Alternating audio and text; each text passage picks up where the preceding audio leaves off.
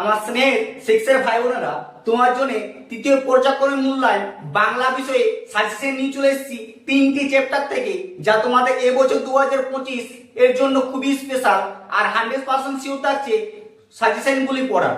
তোমাদের প্রথম চ্যাপ্টার হচ্ছে বঙ্গ আমার জননী আমার, 2 নম্বর হচ্ছে শহীদ যতীন্দ্রনাথ দাস আর 3 নম্বর হচ্ছে হাবুর বিপদ।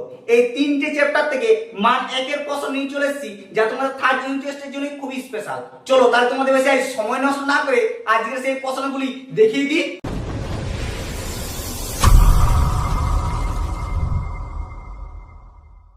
সাজেশনগুলি দেখার আগে তোমার কাছে ছোট্ট একটি অনুরোধ, তুমি যদি আমার চ্যানেলে নতুন হয়ে থাকো তাহলে সাবস্ক্রাইব করে দিও, আর সাজেশনগুলি যদি ভালো লাগে বন্ধুদেরকে শেয়ার করে জানিয়ে দাও।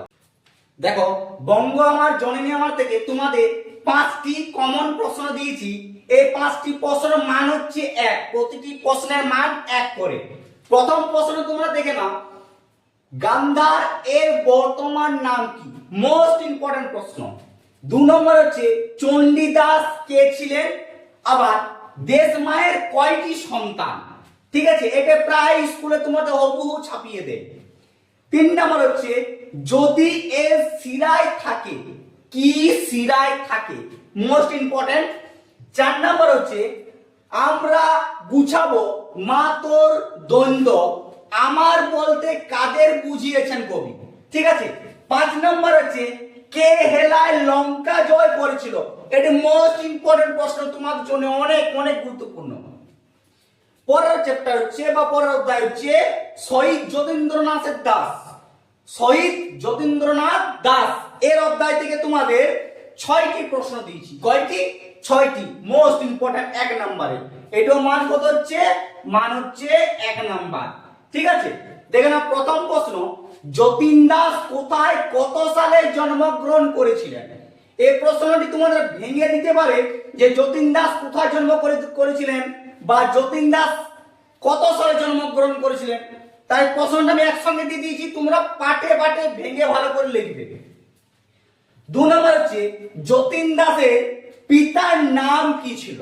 যতীন দাসের পিতার নাম কি ছিল? আবার দেখো, যতীন দাসের ছদ্মনাম কি? যতীন দাসের ছদ্মনাম কি?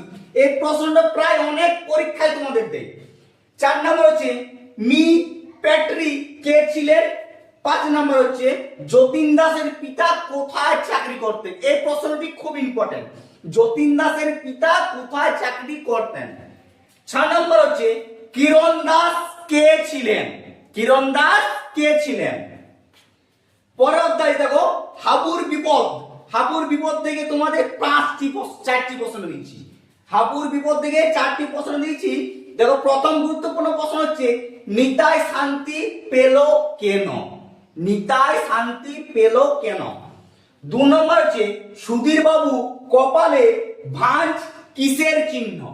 সুধীর বাবু কপালে ভাঁজ কিসের চিহ্ন? এটা অনেক স্কুলে প্রায় দিয়েই দেয়। ধরো 3 নম্বর হচ্ছে হাবু লাস্ট বেঞ্চে বসতে চাইনি কেন? এটা মোস্ট ইম্পর্টেন্ট। ঠিক আছে, হাবু লাস্ট বেঞ্চে বসতে চাইনি কেন?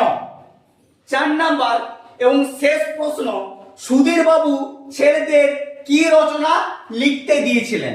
সুধীর বাবু ছেলেদের কি রচনা লিখতে দিয়েছিলেন? এই প্রশ্নগুলি ভালো করে নাও। তোমরা যদি কোনো প্রশ্নের উত্তর না জেনে থাকো বা না পাও, তোমরা আমাকে কমেন্ট করো, আমি তোমাদের প্রতিটা প্রশ্নের উত্তর দিয়ে সাহায্য করব।